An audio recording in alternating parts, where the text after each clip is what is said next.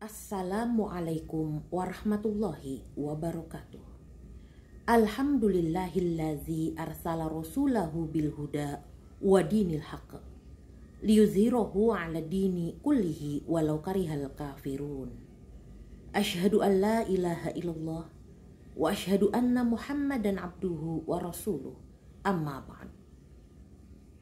Para pemirsa dan hadirin channel Rini Fardiah dimanapun Anda berada, semoga selalu dalam curahan rahmat Allah Subhanahu wa Ta'ala. Pada kesempatan kita kali ini, kita akan membicarakan mengenai Imam Al-Ghazali yang memilih menjadi sang zahid, zuhud, meninggalkan kecintaan kepada keduniawian.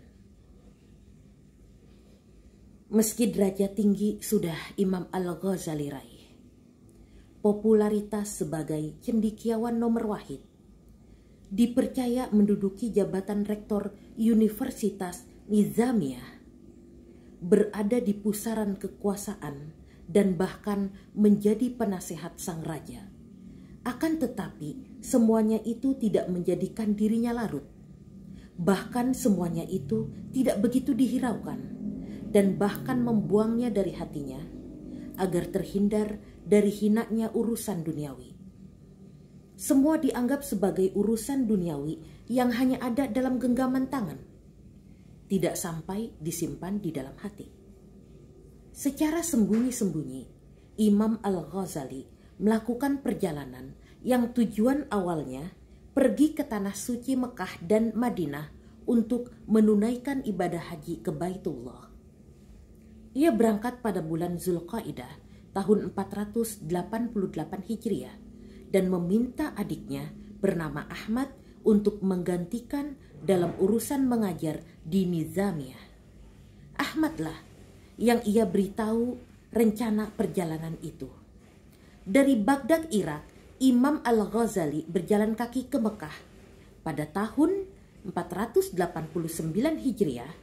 Dari Mekah ia berjalan menuju Damaskus di Syam, Suriah. Akan tetapi rencana ke Syam tidak ia kabarkan kepada siapapun kecuali kepada adiknya Ahmad. Khawatir jika diketahui rajanya dan teman-temannya bisa jadi tidak akan mendapatkan restu. Ia keluar dan meninggalkan Baghdad dengan cara yang sangat halus karena berniat tidak akan kembali lagi ke Baghdad untuk selama-lamanya. Karena apabila mereka, raja dan teman-temannya, tahu akan niatnya, pasti tidak seorang pun yang mengizinkannya. Di Damaskus Syam, Imam Al-Ghazali hanya beberapa hari saja, tidak lama, kemudian pergi ke Baitul Maqdis di Palestina.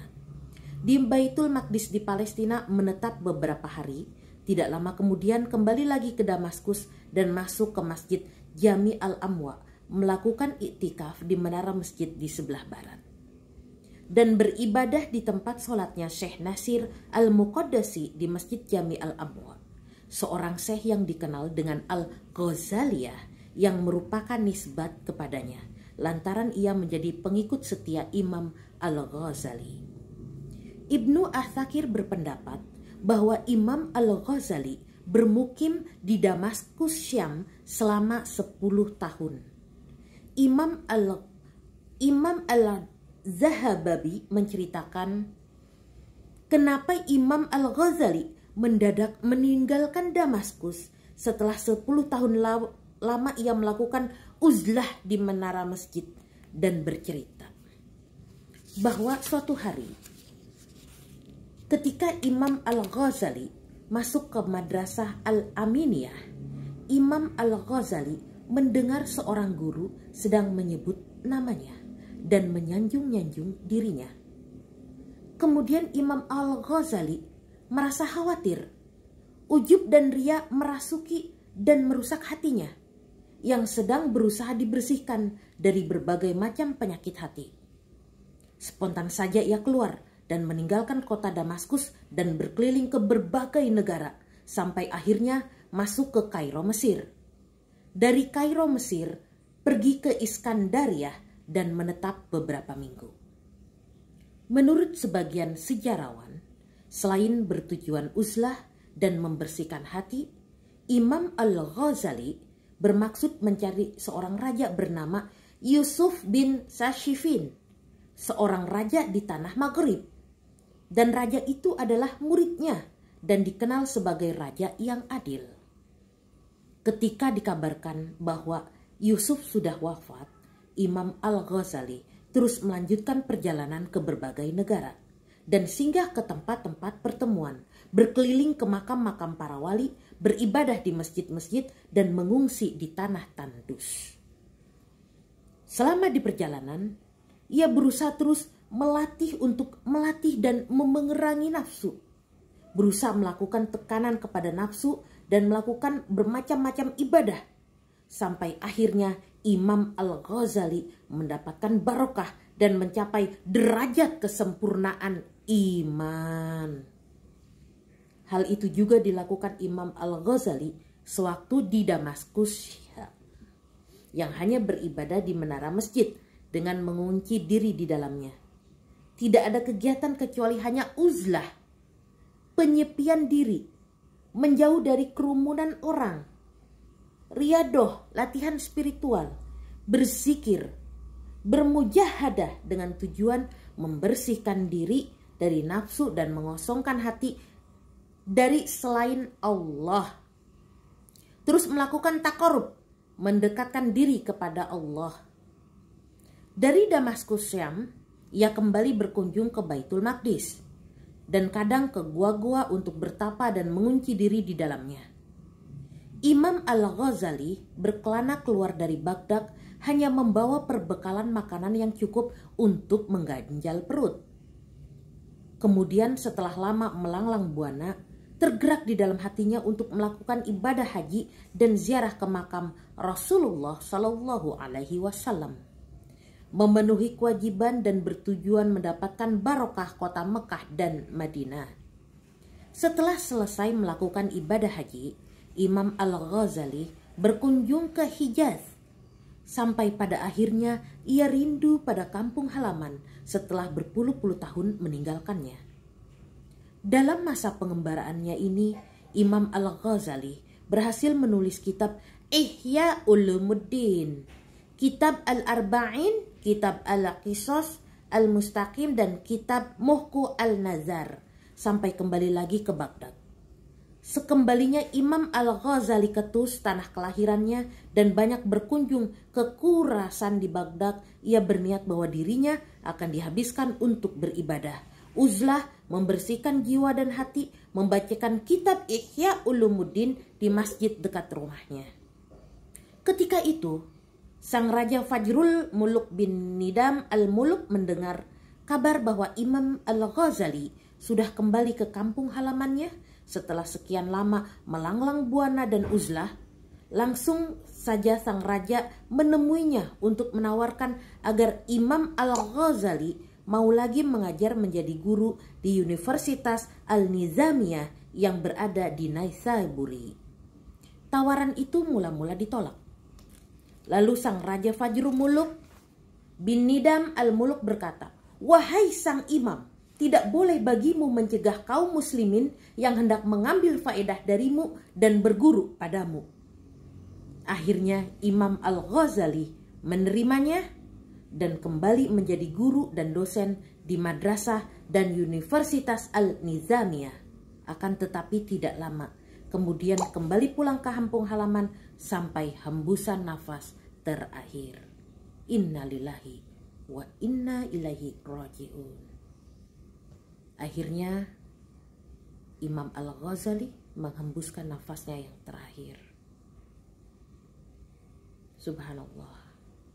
Bila kita dalami dan resapi perjalanan Imam Al-Ghazali dari masih kecil hingga ia menghembuskan nafasnya yang terakhir, itu sepertinya hanya untuk dia menuntut ilmu, lalu dia menuliskan kembali apa yang telah ia dapat selama hidupnya, ilmu-ilmu tersebut dia tuliskan lagi dalam sebuah kitab agar bisa ia bacakan, ia sharing di masjid.